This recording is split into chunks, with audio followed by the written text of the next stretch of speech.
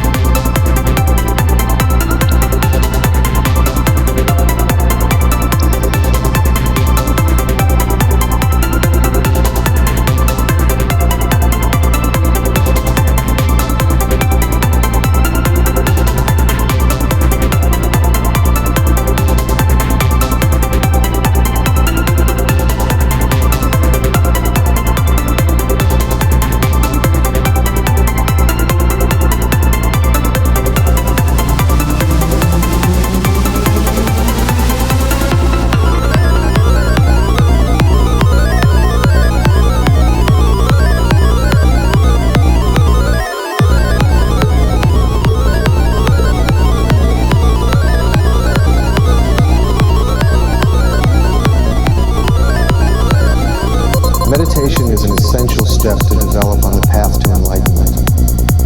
Even in our daily lives, we can see that with good concentration, we accomplish much more work of better quality.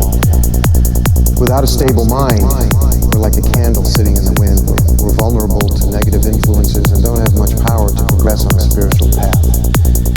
All Buddhist masters have relied on meditation to gain realizations, and if we look at the benefits, it's easy to see why. We feel more happy, balanced, and focused.